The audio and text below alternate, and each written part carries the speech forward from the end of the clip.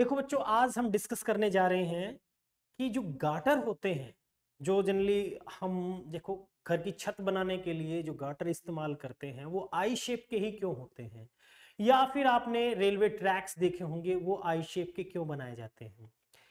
इसका रीजन हम जानने की कोशिश करते हैं। आई शेप के गाटर बनाने का क्या फायदा है? सबसे बड़ा जो फायदा है वो तो ये कि एक तो मटेरियल कम use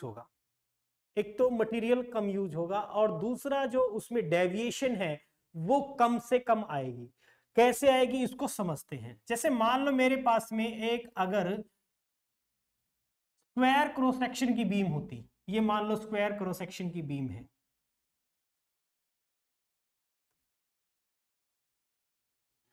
okay. Square cross section की बीम मैंने लेकर के और इसको हम ये समझने की कोशिश करते हैं कि भाई ऐसा जो आई शेप का गाटर है वो कैसे बनाया और क्यों, उसके पीछे क्या रीजन रहेगा। मान लो इस बीम को मैंने इन पिलर्स पे खड़ा कर दिया, ठीक है, एक पिलर यहां बना दिया, एक यहां, ये दो पिलर पे हमने इसको रख दिया। क्लियर है? अब इसमें क्या होगा, बेंडिंग आएगी बेटा, इसमें क्या आएगी, बेंडिंग आएगी। किस टाइप की बेंडिंग आती है? डेविएशन होगा, वेट के चलते इसके ऊपर कुछ लोड रखेंगे, उसके चलते इसमें क्या आएगी, बेंडिंग होगी। और वो बेंडिंग जो है कुछ ऐसे होगी, मान लो, ठीक है, वो बेंडिंग मान लो मैंने ऐसे बना दी। अब जो ये बेंडिंग हुई है, इस बेंडिंग को मैंने डेल से सिंबल से रिप्रेजेंट कर दिया।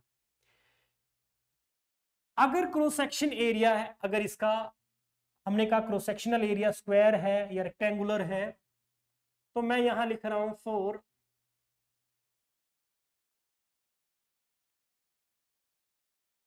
Square cross sectional.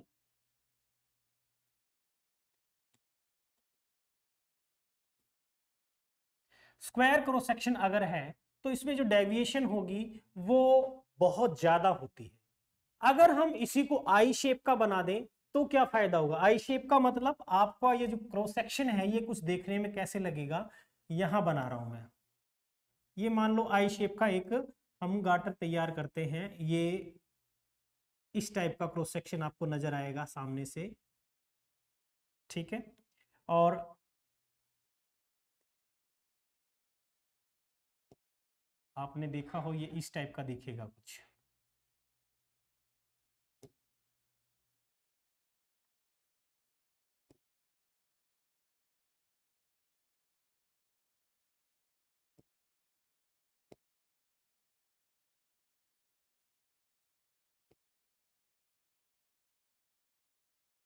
ठीक है, ये ऐसे दिखेगा। फ्रंट व्यू आपको मैंने इसका शो किया है। वेल इसकी ये मान लो मैंने ब्रेथ कहा, ये इसकी लेंथ होगी, ठीक है। और ये जो मैंने इसके अंदर डेप्थ बनाई है, ये डेप्थ बहुत इंपॉर्टेंट रहेगी। अगर हम डेविएशन की बात करें तो इसमें कितना डेविएशन जनरेट होता है, वो डेविएशन है del equals to W L cube upon 4 YBD cube. इतना डेविएशन प्रोड्यूस होता है, ठीक है। ये डी की जो डेप्थ हमने की, इस डेप्थ से क्या हुआ, एक तो मटेरियल कम यूज हुआ, वेट कम हो गया, और इसकी जो स्ट्रेंथ है वो बढ़ गई, ठीक है। इसके अंदर बेंडिंग कम से कम आएगी। क्यों? यहां पे आप अगर देखो तो डेल जो है it is reciprocal the cube of depth. Depth हल्की सी भी बनाएंगे तो डेविएशन उतनी ही कम हो जाएगी, डेप्थ जितनी ज्यादा इंक्रीज करेंगे डेविएशन उतना ही कम होता चला जाएगा। तो ये फायदा है इसका, इसमें बेंडिंग कम से कम होती है। ये फॉर्मूला याद रखिए। यहां पे डब्ल्यू क्या है, डब्ल्यू यहां पे क्या है, डब्ल्यू है यहां पे लोड या फिर वेट इस बीम का, प्लस जो भी वेट इसके ऊपर रखा जाएगा। एल क्या है, length of beam, length of beam. B breadth है ऑफ बीम। इसके अलावा हमारे पास में वाई और डी, डी क्या है, depth, Y Young's modulus of the material used,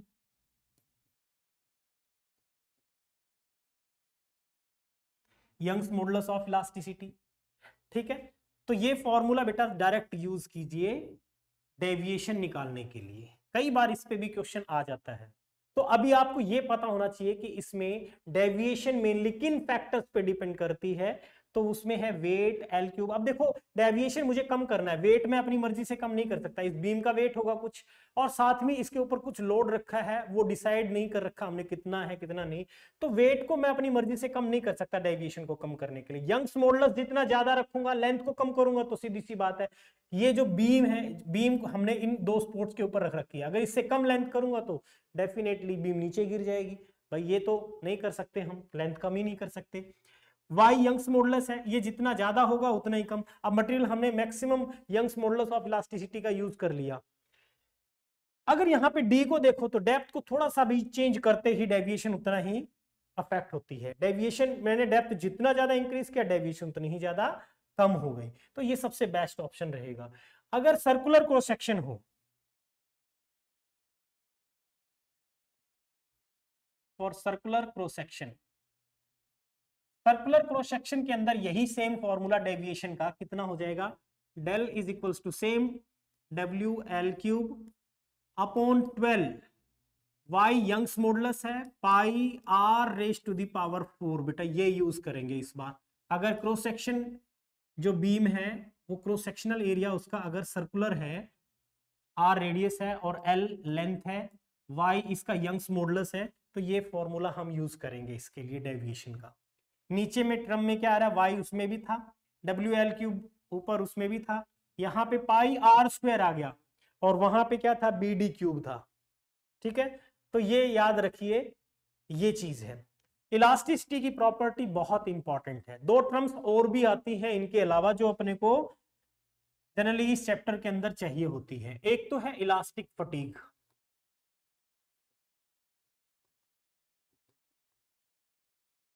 elastic fatigue. ये इलास्टिक फटीग का क्या मतलब बेटा, सबसे पहली चीज, अगर किसी भी मटेरियल की इलास्टिसिटी को रेगुलरली कंटिन्यूसली हम यूज करते रहेंगे तो एक वक्त आएगा जब इसकी इलास्टिसिटी वीक पड़ जाएगी, और इस प्रोसेस को हम बोलते हैं इलास्टिक फटीग। अब ऐसे में आपने नोटिस किया होगा कि कई बार जो है रेगुलर यूज अगर हम करते रहते हैं किसी फ्लाईओवर का या ब्रिज का, फिर वो डिक्लेयर कर दिया जाता है कि वो it is unsafe for the use. वो यूज के लिए अनसेफ क्यों हो गया, क्योंकि बार बार उसके ऊपर से व्हीकल गुजर रहे हैं और उसकी इलास्टिसिटी को यूज किया जा रहा है। तो बार बार उसकी रेगुलर इलास्टिसिटी को यूज करने से उसकी इलास्टिसिटी की जो प्रॉपर्टी है उस फ्लाईओवर के अंदर, जो हमने आयरन रोड्स लगा रखी है इलास्टिसिटी के लिए, उनकी इलास्टिसिटी वीक हो गई। इस प्रोसेस को हम बोलते हैं इलास्टिक फटीग। ठीक है, तो हम इसको कैसे डिफाइन कर सकते हैं, due to regular use of, due to regular and continuous use of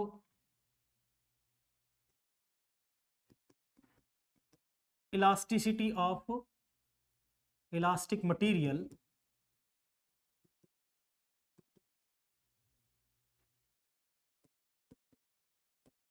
it loses its property of elasticity।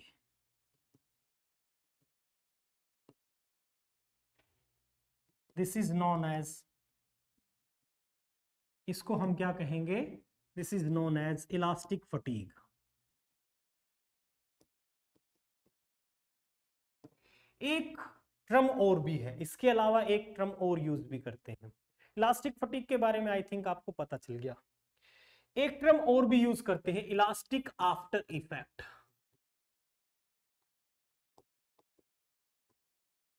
Elastic after effect, इसका क्या मतलब है, देखिए बार बार आपने इलास्टिसिटी के बारे में तो समझ लिया, लेकिन जैसे ही किसी बॉडी को हम डिफॉर्म करते हैं, डिफॉर्म होने के बाद वो बॉडी अपने ओरिजिनल शेप साइज में आने में, रीगेन करने में अपने ओरिजिनल शेप साइज को कितना टाइम ले रही है, टेम्परेरी डिले लेती है वो, कुछ ओरिजिनल शेप साइज में आने के लिए वो कुछ टेम्परेरी डिले ले रही है। उस टेम्परेरी डिले को, उस टाइम को हमने क्या नाम दिया है, इलास्टिक आफ्टर इफेक्ट। यानी हम इसको ऐसे डिफाइन कर सकते हैं, the temporary delay taken by an elastic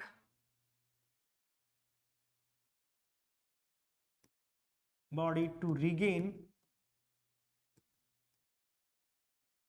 its original shape and size.